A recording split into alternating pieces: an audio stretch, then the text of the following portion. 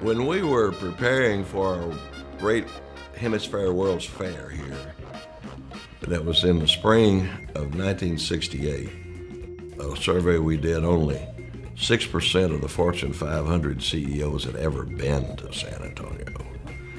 So we had more than an image problem. We had an image disaster. By the time the fair came off in the spring of '68, America was going through a great social change. And that great social change was brought about by professional sports games on television. And I thought, well, here's what we have to do.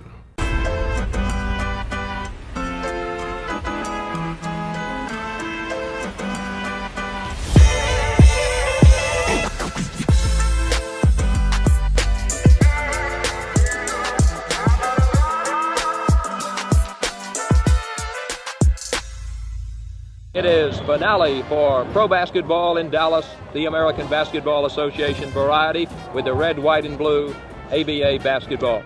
The Dallas Chaparrals had played for 6 years in the American Basketball Association, and we had come to the end of the road we were to go together. We were out of money. Really didn't catch on. We had some really entertaining players. We had a pretty good team. I mean, we were competitive. The Dallas Cowboys, they were so popular. The Chaparrals had a hard time getting publicity. We only had like maybe 1,000 fans, 1,200 fans. We knew something had to change. We're sitting in the office one day. Bob Briner was the general manager of the team at that time. And he said, "Terry, what are we going to do?" I didn't have any answers. I said, "I've heard of a guy down in San Antonio that owns a semi-pro team, the Toros. And I think his name is Red McCombs." They were embarrassed by the fact that they couldn't draw. The Cowboys were everything in the town. They were drawing nothing, really.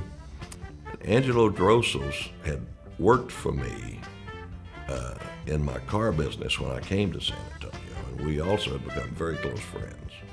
He was a great lover of all sports and really a great, energetic business guy. Angelo was trying to persuade me to please, let's go, Red, let's go. My dad had two problems. He didn't have a lot of money at the time, and more importantly, he was a little concerned whether or not this league with a red, white, and blue basketball would survive and whether or not it would work in San Antonio. And then they told me that they'd been losing about $800,000 to $900,000 a year. Once I'd sensed how fiercely they wanted to get out of it, I decided that we'd just make a better deal.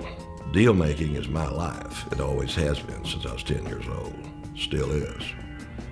But I told the guys, we'd pretty well agreed to buy it, but I told their attorney, I said, we're not gonna go forward. So they were very disappointed. I said, there's maybe one way I could get a group together to kind of help me on this thing.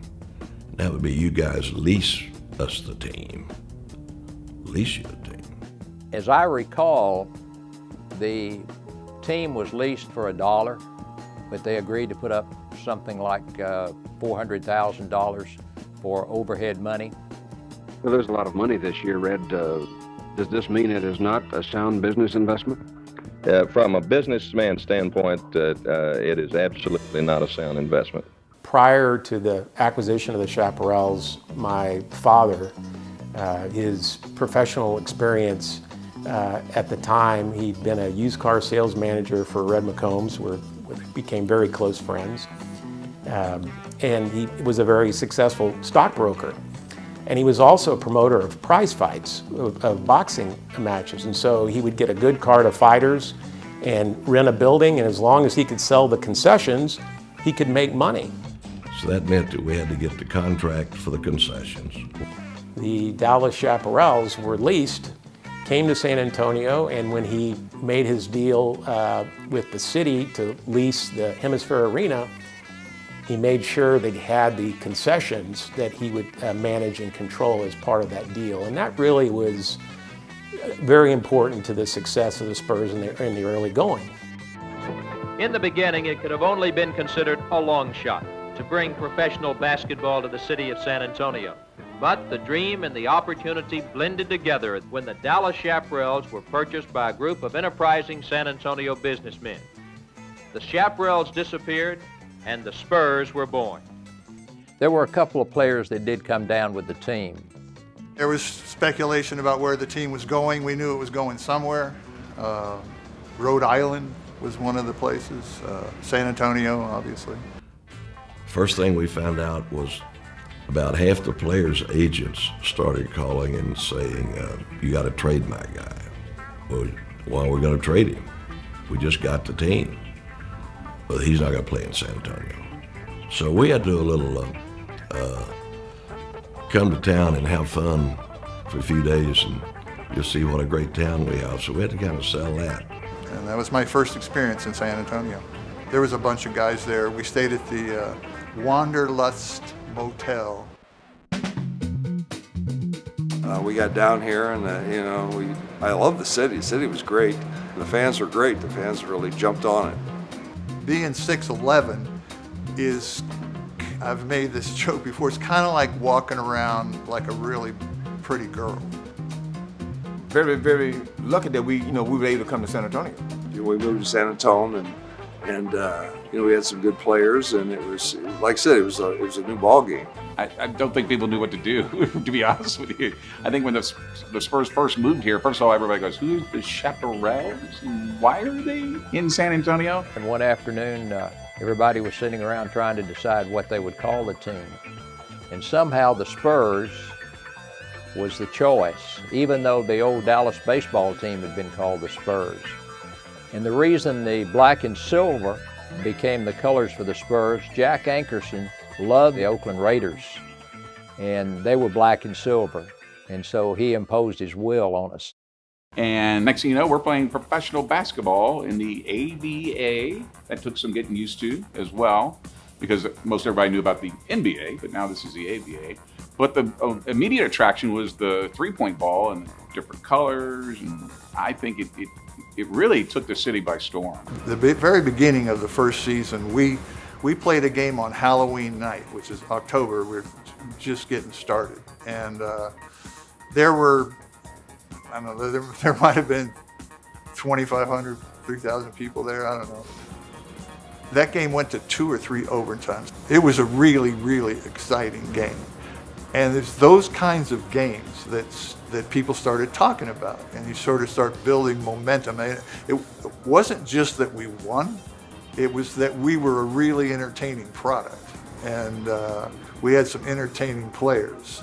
I really remember very well about Thanksgiving time, and the bank helped sell the arena out, and it was good timing because of the trade for Swin Nader. That is when Swin Nader came in just about 6 weeks into the season, is when the city caught on that this is something that's going to be really worth supporting. The San Antonio fans are fanatical about their hardwood heroes, more than 200,000 in just 34 home games. Every night was like a high school championship. That kind of atmosphere, that ambiance, everybody was just loved basketball. The first year they were in the ABA.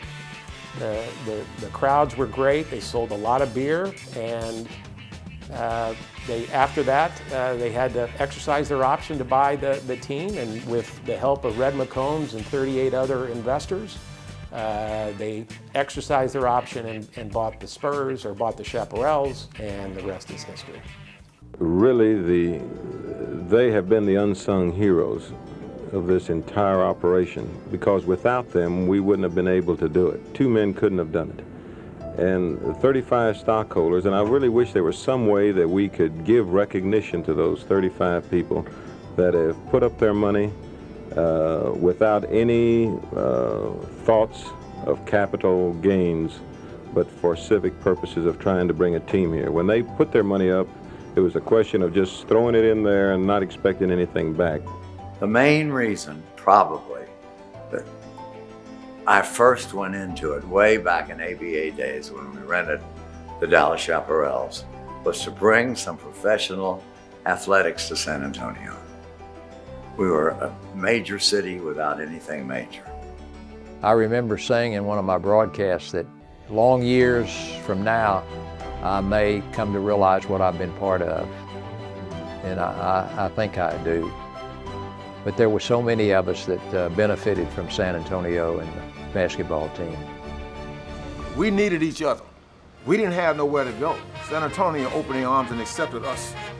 And we returned the favor at playing good basketball and winning. So it was just a win-win. To do over again, would you buy it again? Oh, yes. As a matter of fact, I expected the worst, and frankly, about the best is what's happened.